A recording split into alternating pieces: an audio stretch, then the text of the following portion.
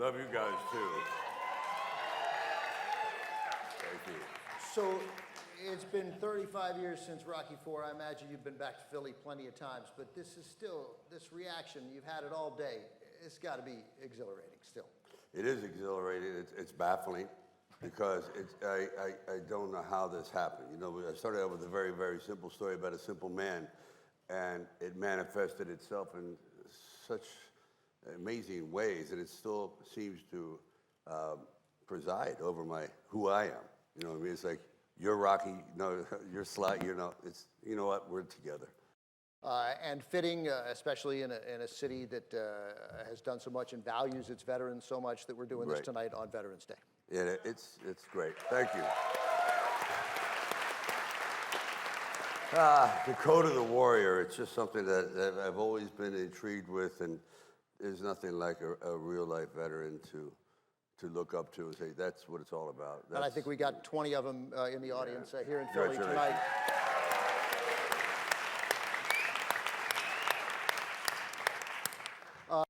So it's 2020, you're in the middle of the pandemic. What motivated you to go back to Rocky IV? Because this is not a director's cut that has a couple of little changes designed for the studio to just hype up and release another movie.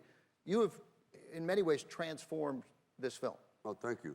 I just felt that because of COVID, I was working on a film called Samaritan, and they shut down literally for a year. I thought, what am I going to do with myself? Writing is really challenging. I started to write something, and I thought, you know, why don't I recut a film?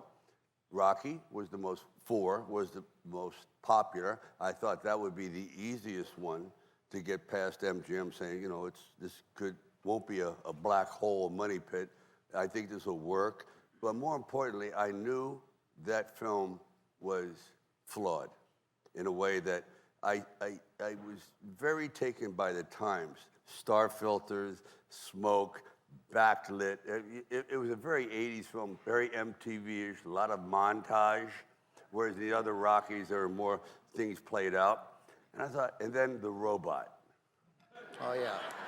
I went to a pizza parlor, and a robot started talking to me. I go, this has got to be in the movie. Yeah. And then it was there. I'm going, why is this in the movie? You know what I mean? When I came to my senses, I'm going, anyway. What happened in this new version is that there is so much humanity added. And I don't know that I would have said instinctively that it was missing originally, but there is definitely more of it. More from you, more from Apollo, more from Adrian, more from Dolph Lundgren. Yeah, exactly right. And that's the big problem. I think as you get older, you know, you're very enthusiastic when you're young. You know, you're firing on every cylinder. But what you don't have is life experience. And also you learn tolerance, and you learn all about the different ambiguities of this crazy life we live. And I thought, wow, looking at this, these characters have not really been fleshed out the way they should. I opted at that time for speed, expediency.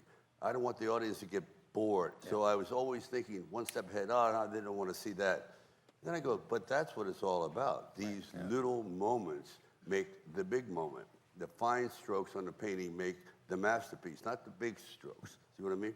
So that's how I was approaching it. And I thought, okay, I've got some footage in this.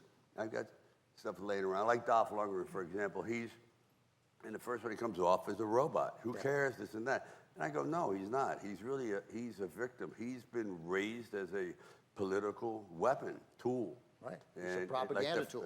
Yes, and he's like the Frankenstein monster. Right. And when he goes off kilter, you can imagine, he probably ended up in some gulag somewhere, that kind of thing. I just felt that all these characters, Apollo became a tragically Greek figure, that he has everything, but he just cannot face obscurity.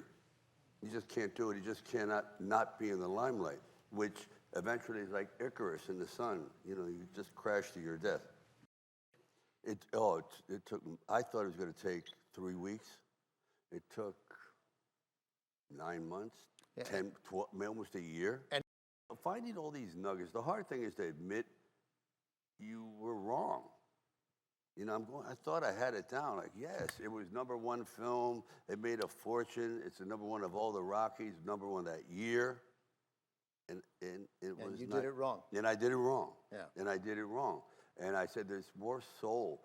And also the critics were pretty rough on it because it was done in a montage form, very superficial. It looked flashy compared to the other one. It has a 1985 feel. It's completely 1985. 1980. It's cut in a contemporary fashion that I think is soulful, dramatic, but also pure escapism. You know, I'm not trying to put out a message, but it's interesting that the whole Russian thing has come back around. Yeah, I didn't even think about that. I didn't either, and I went, whoa, here we are. Yeah, it was a nice gift. Nice gift. This director's cut is wonderful. Thank you very much. Congratulations on it. The documentary people should check out. I know they will. Yeah, It's please do. available It's on the good. YouTube. And thank you to Philadelphia for hosting this wonderful event. Wow. It's beautiful. Yeah. It's unbelievable. Ladies and gentlemen, Sylvester Stallone, thanks for coming tonight. Enjoy the director's cut of Rocky IV.